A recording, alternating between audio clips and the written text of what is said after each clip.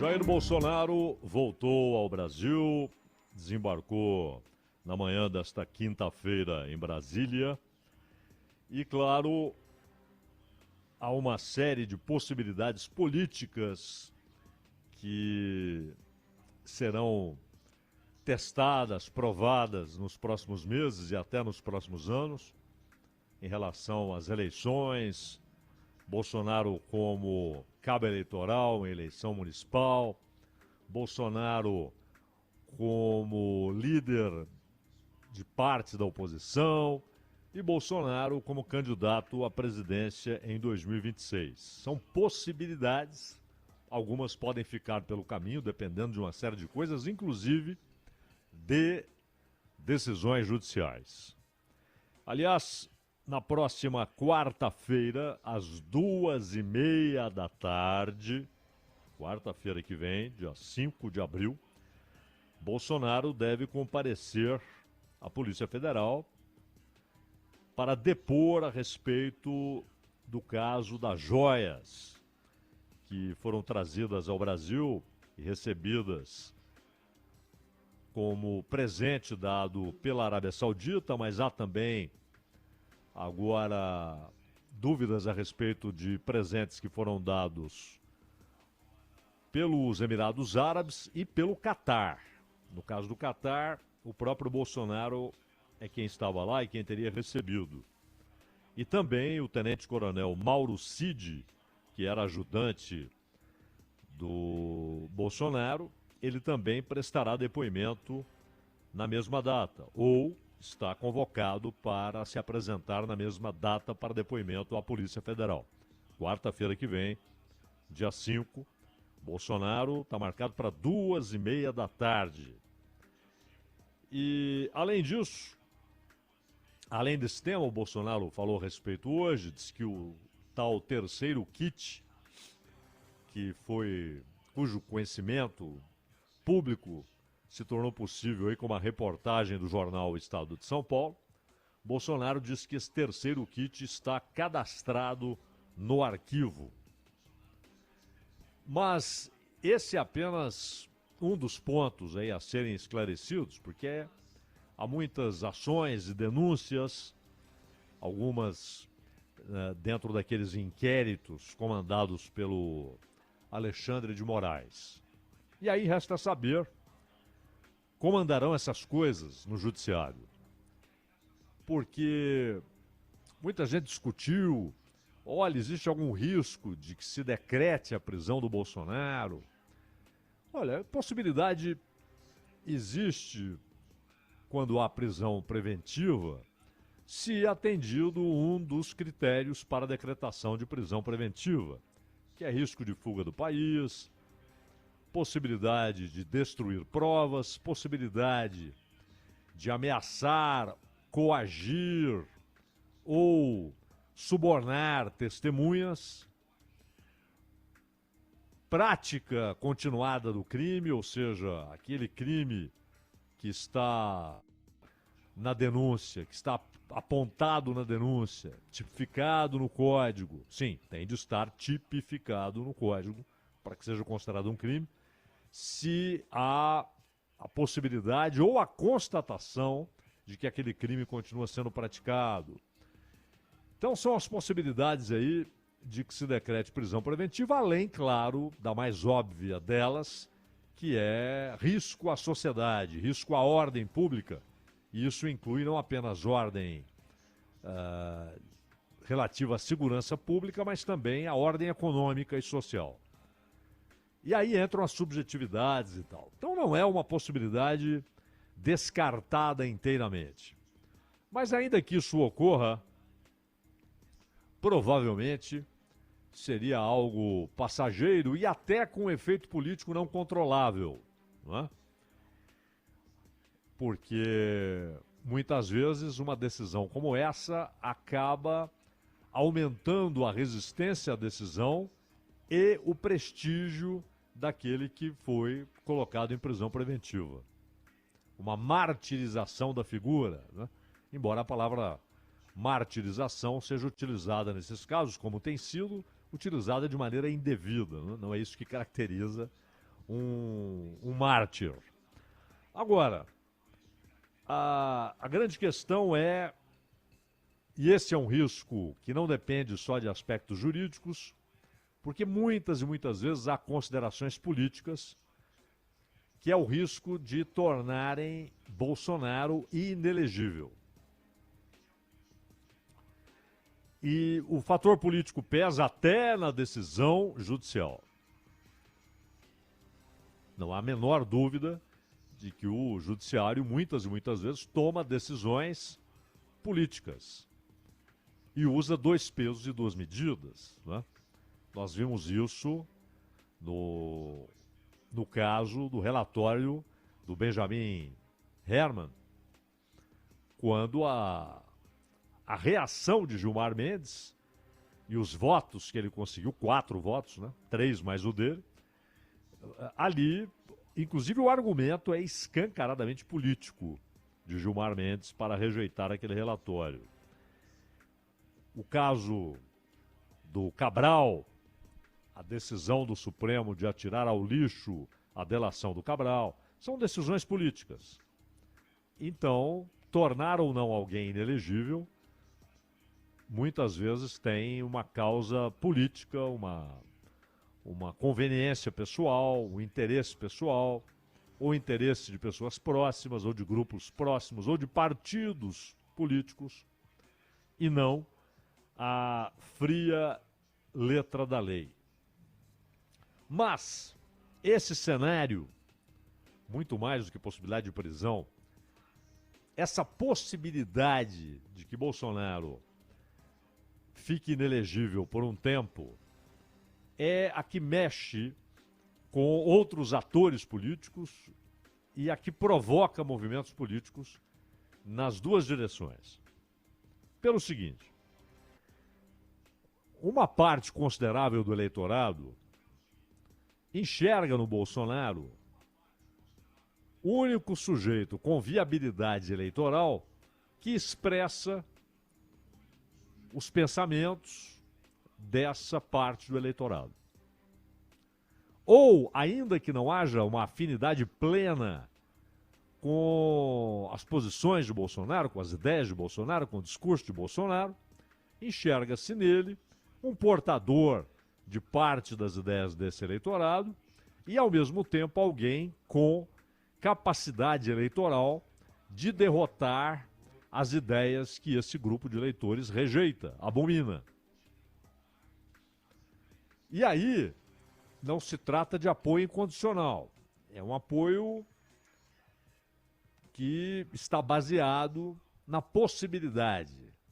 Esse cara conta com a possibilidade de ser eleito. Ele tem voto para isso. Aquele outro tem ideias até melhores, mas não tem viabilidade eleitoral. Apostar nele será apostar no fracasso e, portanto, na impossibilidade, na inviabilidade de se ter alguém que represente as ideias desse grupo eleitoral. E esses eleitores olham, por exemplo, para o Tarcísio de Freitas e veem água com açúcar. Acham que ele é alguém que há 20 anos teria sido do PSDB, não é? E que abre diversas frentes e não tem uma consistência ideológica. É água com açúcar. Outros acham que não, que o Tarcísio expressa as ideias que foram rotuladas de bolsonaristas. Há outros que olham para o Zema e também veem, apesar do Zema estar no segundo mandato, ele não pode mais concorrer ao governo de Minas, se ele quiser, porque ele nem precisa disso e tal, é um sujeito rico, mas se ele quiser continuar na política, ou será Senado ou será tentar a presidência da República, né? Mas muitos enxergam também no Zema alguém muito maleável e que não seria um fiel depositário dessas ideias desse grupo de eleitores. E aos políticos? No PT e nos partidos ali que orbitam o PT, há dois grupos quando o tema é Jair Bolsonaro. Há os que veem na possibilidade de Bolsonaro ser o candidato em 26 um presente, porque acreditam que ele, embora tenha demonstrado capacidade de atrair muitos eleitores, de capitanear muitos eleitores, de receber muitos votos, ele não estará mais na presidência, ele não terá a evidência e o poder que a presidência dá, o poder que a presidência dá, a evidência que a presidência dá, e, ao mesmo tempo, ele continuará carregando uma rejeição muito alta. E essa rejeição muito alta é vista como um presente. Tê-lo como principal oponente é ter alguém que já parte de um nível de rejeição que, claro, é variável, mas que tem uma base invariável muito forte. E que é variável nas camadas mais elevadas aí dessa pirâmide de rejeição. Né? Então ali você tem gente que se move, rejeita, deixa de rejeitar, mas há uma base consolidada de rejeição que é imutável ou tida como imutável. Uma rejeição inegociável, incontornável ao Jair Bolsonaro. Como o Lula também tem uma parte do eleitorado que o rejeita em qualquer circunstância. Então, tem muita gente que gosta da ideia de Jair Bolsonaro ser candidato. E outros, há um outro grupo, não só no PT, mas nos partidos que orbitam o PT, que veem de outra maneira. Acham que é um risco. Porque, olhando ao redor, você não enxerga ninguém que possa, em 3 anos, ameaçar a popularidade do Lula, alguém que não seja Jair Bolsonaro. Não é? E, basicamente, o cenário sem Bolsonaro, acreditam estes, seria muito parecido com aquele de Alckmin contra Lula, Serra contra Lula, Serra contra Dilma. Muito parecido. Ou seja, alguém que é conhecido, que tem voto, que se aproveita da rejeição que há ao Lula ou alguém indicado pelo Lula, mas que não tem voto suficiente, não tem apoio suficiente, não tem consistência suficiente política e eleitoral para, de fato, ser um desafio sério. Essa divisão também ocorre do outro lado, nos grupos de oposição ao PT. Porque tem gente ali que enxerga uma estrada aberta a ser percorrida. E aí volto a citar Tarcísio e Zema. O Tarcísio tem uma alternativa que é a reeleição em São Paulo. E claro, dificilmente seria candidato contra Bolsonaro. Porém, ele pode ser candidato se não houver Bolsonaro na disputa. E no caso do Zema, não há possibilidade de reeleição, ele já está no 2º mandato. E, claro, não ter Bolsonaro na disputa significaria que, dadas as opções, ele poderia atrair os votos que seriam de Bolsonaro. E essas posições, eu não vou nem citar o Castro, porque não parece capaz de construir uma importância nacional, uma relevância nacional nos próximos anos. Não é? É alguém que pode, quando muito, ser um representante federal do Rio de Janeiro, mas não alguém que dispute a presidência da República. Não tem história para isso, não tem força para isso, não tem base para isso, não tem relevância política para isso, não tem relevância histórica para isso. E o Zema e o Tarcísio, embora não sejam veteranos, não carreguem histórias importantes, né? Nenhum deles é o Miguel Arraes, é o Brizola, não sei de que chega à disputa com décadas de história. Nenhum deles, são recentes na política. Mas as circunstâncias faz as circunstâncias fazem com que eles tenham algum peso eleitoral, alguma importância eleitoral numa disputa presidencial. Mas isso se não houver Jair Bolsonaro na disputa. Então não há dúvida que essas visões todas, elas vão pesar, inclusive, em decisões judiciais. O peso político numa decisão como essa, tornar alguém inelegível ou não, a não ser quando é por determinação do que está em uma lei feita antes dessa circunstância, antes dessa situação. Por exemplo, a lei da ficha limpa. Condenado em 2 instâncias, não pode disputar. Que foi o que impediu o Lula de ser candidato em 2018. Ele só pôde tornar-se candidato quando o Supremo anulou o julgamento na primeira instância e aí, claro, consequentemente, a decisão tomada pelo Tribunal Regional lá em Porto Alegre, da 4ª Região, essa decisão também desapareceu, já que ela só tinha alguma validade na medida em que o julgamento na primeira instância era válido. Não poderia haver julgamento na segunda instância e uma decisão de segunda instância mantida se o julgamento na primeira instância é anulado. E seus efeitos anulados, que foi o que aconteceu. A decisão do Sérgio Moro como juiz foi derrubada, o veredito derrubado e, portanto, a ratificação, ou ratificação parcial, ou seja, a ratificação da condenação, mas a mudança do tempo de pena, tal, tudo isso desapareceu. Por isso ele pôde ser candidato em 2022. Né? Então a lei da ficha limpa é uma questão incontornável, porque há muita gente que metralha a lei da ficha limpa, inclusive no Supremo Tribunal Federal. Há muitos que são contra a lei da ficha limpa, o Gilmar Mendes é um deles, o Lewandowski, que vai sair agora, também é contra. E há outros que permanecem defensores, Fachin, Barroso, mas ela está valendo, então qualquer que seja condenado em 2 instâncias não poderá ser candidato.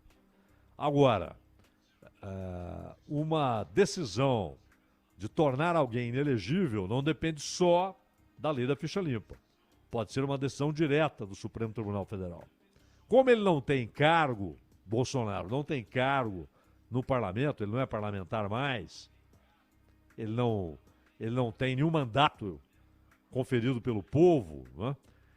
É uma decisão que foge ao Congresso Nacional.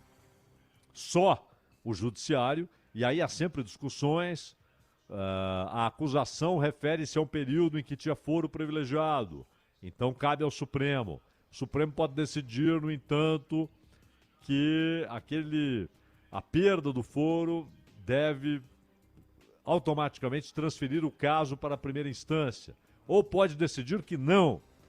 Um delito cometido quando o sujeito tinha foro faz com que o assunto permaneça no Supremo Tribunal Federal. As 2 possibilidades são consideradas pelo Supremo e já houve decisões antagônicas, numa direção e noutra direção. Vejam o caso do Flávio Bolsonaro, da rachadinha, que não virou nada, não é? O próprio Supremo esvaziou o caso. E o resultado é, não há absolvição, não há condenação, não há nada, não há resposta do judiciário à sociedade. Houve ou não houve o crime de rachadinha. E as decisões referentes ao foro do caso, elas foram contraditórias dentro do próprio Supremo. Ora numa direção, ora noutra direção, dependendo da conveniência. Então, vai pesar o aspecto político, até nesse tipo de decisão. Será aqui, não será aqui? Não, mas o cara não tem mais foro, mas isso está no inquérito comandado pelo Alexandre de Moraes, então a decisão será aqui, que é o mais provável. É o mais provável. Que fique no Supremo. E aí, o Supremo pode decidir pela impossibilidade de o Bolsonaro ser candidato. E esses movimentos políticos todos vão determinar a reação de partidos políticos, a reação de lideranças políticas a essa decisão do Supremo. Se ele não for tornado inelegível, isso vai ter um peso grande já no ano que vem. E ainda que se torne inelegível até lá, ele será um cabo eleitoral e irá querer ser um cabo eleitoral visível, notório, em São Paulo, no Rio de Janeiro, em Porto Alegre, em Belo Horizonte, no Recife, onde for possível. Porque isso será um atestado de importância política. Olha, não sou mais presidente, mas olha aí, eu ainda transfiro voto, eu ainda tenho muitos votos. Os eleitores ainda seguem, ou uma parte importante do eleitorado, uma parte importante segue aquilo que eu digo. As minhas posições, as minhas indicações. Não por acaso, hoje, no Manhã Bandeirantes, o José Luiz da Atena conversou com o Ciro Nogueira, que foi ministro-chefe da Casa Civil, a metade final do governo Bolsonaro teve Ciro Nogueira como a principal figura, mais importante que Paulo Guedes, tanto que ele se tornou o responsável pela execução orçamentária, pelo carimbo final, determinando para onde ia a grana. O que sempre foi a atribuição do ministro da Fazenda ou da Economia, no caso do Paulo Guedes, Economia. Ciro Nogueira teve uma importância muito grande e também foi o responsável pelo fato de que Bolsonaro, que tinha muitas dificuldades no Congresso, passasse a contar com grande apoio no Congresso. Porque Ciro Nogueira levou o Centrão para dentro do governo e o governo para dentro do Centrão. E o Ciro Nogueira disse ao Datena hoje que o Bolsonaro, claro, isso vai depender de quando o Bolsonaro irá querer fazer isso, mas que ele fará muitas viagens pelo Brasil. E o Ciro Nogueira até disse que quer levá-lo ao Piauí. E aquele movimento, que muita gente, mas e que isso? Isso é 2026, não importa. Muitas coisas dependerão do que será realizado agora, do que será feito agora. Por isso, o Bolsonaro quis a presidência de honra do PL. Ele não é o presidente executivo, o PL tem dono, né? É o Valdemar. Mas a presidência de honra dá, primeiro, uma certa proteção, uma blindagem. E segundo, uma estrutura, aquilo que os cientistas políticos chamam de capilaridade, né? Você ter bases, diretórios que vão trabalhar para aquele cara e que vão organizar essas viagens, etc. Além, claro, da grana, né? Você tem um salário ali, como tinha o Lula no PT, o Ciro Gomes no PDT, salário bancado aí pelo fundo partidário, o famigerado fundo partidário, o execrável fundo partidário, o lamentável fundo partidário.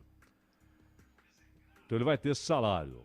O fato é que a presidência de honra do PL não vai dar ao Bolsonaro responsabilidades executivas no partido, mas dá a estrutura partidária e uma certa blindagem, claro.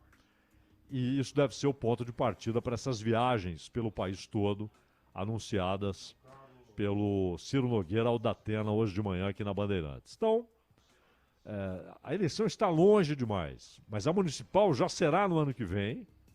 E, claro, Lula e Bolsonaro serão cortejados aí por partidos, por movimentos políticos, por candidatos, para que apoiem essa ou aquela candidatura, porque eles têm voto. E tudo isso representará já para o PT, para o PL, para o Lula, para o Bolsonaro e para aqueles que aguardam, de repente, uma estrada livre. Todos os movimentos serão ditados desde agora por aquilo que fará Jair Bolsonaro e por aquilo que fará o Judiciário, né? Se o Judiciário vai permitir que Bolsonaro permaneça candidato desde já, como o Ciro foi desde 2018, ou se vai colocar aí um óbice jurídico, legal, a uma candidatura. E por fim, também vale notar que os milhões de votos de Bolsonaro, 58, né? Não são imutáveis. Não é que o sujeito carrega aquele capital e dali é só para cima, só aumenta. Ele também perde capital político.